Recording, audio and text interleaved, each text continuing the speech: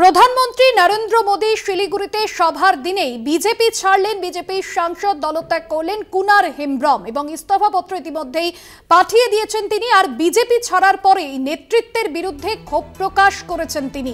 কলকাতা টিভিকে তিনি ক্ষোভের কথা জানিয়েছেন। অভিমানে দল ছেড়েছেন ঝাড়গ্রামের বিজেপি সাংসদ। সাংগঠনিক দুর্বলতায় 21-এর ভোটে হার, দলে নতুন পুরনো দ্বন্দ্ব রয়েছে, বহু পুরনো কর্মী বসে আছেন।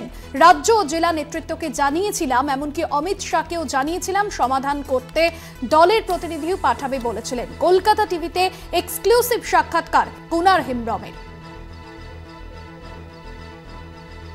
কলকাতা টিভিকে তার ক্ষোভের কথা জানালেন। দলীয় নেতৃত্বকে একাধিক ক্ষোভ উগরে দিলেন দলীয় নেতৃত্বের বিরুদ্ধে এবং তিনি বারংবার উচ্চ নেতৃত্বকে জানিয়েছেন, এমনকি অমিত শাহকেও জানিয়েছিলাম, এমনও তিনি বলেছেন। সমাধান করতে দলের প্রতিনিধি পাঠাতে বলেছিলেন। কলকাতা টিভিতে এক্সক্লুসিভ সাক্ষাৎকারে ঠিক কি বলেছেন কুনার হেমব্রম শোনাব। কুনারবাবু, যেটা 2021 সালে 2019 সালে বিশাল ফলাফল এবং তারপর 2021 সালে যে 7টা বিধানসভাতেই ফলাফল তৃণমূলের পক্ষে যায়, এক্ষেত্রে কি মানে শীর্ষ নেতৃত্ব মানে দূরত্ব ব্যাপার কি ব্যাপার?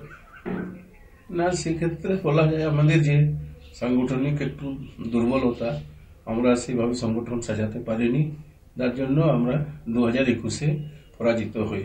প্রায় 2 লক্ষ ভোটে পিছিয়ে থাকি আমরা।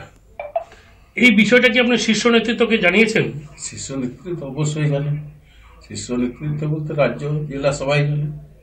এবার ইভেন আমি এখানে যে সমস্যা আমাদের আছে, যে পুরনো নতুন একটা দ্বন্দ্ব চলছিল, প্রায় বেশিরভাগ পুরনো কর্মী বসে আছে, তাদেরকে কাজে লাগাতে পারিনি আমরা। শীর্ষ নেতৃত্ব একদম কেন্দ্রীয় নেতৃত্বের কাছেও আবেদন করা হয়েছে। আমাদের যে গৃহমন্ত্রী অমিত শাহের কাছেও বলা হয়েছিল যে আপনি যথেষ্ট মানে লোকজন পাঠিয়ে সরজমিনে তদন্ত করে দেখুন, সমস্যাটা সমাধান করার চেষ্টা করুন, কিন্তু আজ পর্যন্ত সেটা হয়ে ওঠেনি। আগামী 10 তারিখে জনগর্জন সভা আছে তৃণমূলের, সেক্ষেত্রে যদি আপনাকে আহ্বান আসে, সেক্ষেত্রে কি আপনি যাবেন? না, এই মুহূর্তে সেই সম্ভাবনা নেই। কেন্দ্রীয় নেতৃত্ব মানে অমিত শাহজি আর নরেন্দ্র মোদীজি এই বিষয়টাকে তুলে ধরেছিলেন?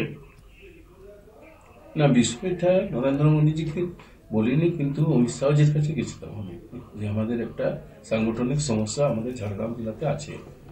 আর বিশেষ করে আমরা যেটা এখানে দেখছি, বিগত দিনের এক্সপিরিয়েন্স, আমাদের এখানে একটা কুর্মী আর আদিবাসী সংঘর্ষ মানে কনফ্লিক্ট আছে, সংঘর্ষ না কনফ্লিক্ট আছে।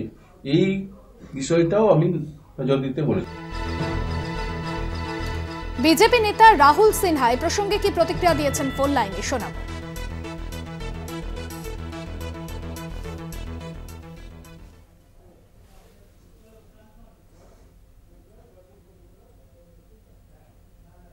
অসুস্থ ছিল, সেইভাবে কাজের সাথে যুক্ত ছিলেন না, সেই কারণের জন্য উনি অব্যাহতি নিয়েছেন।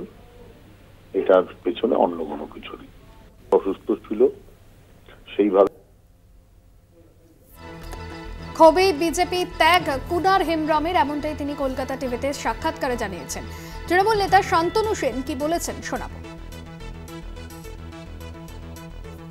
নির্বাচনে প্রার্থী ঘোষণা করার পরেও প্রার্থী পদ নিয়ে বিভিন্ন জায়গায় দেখতে পাচ্ছেন কিরকম ক্ষোভ বিক্ষোভ হচ্ছে।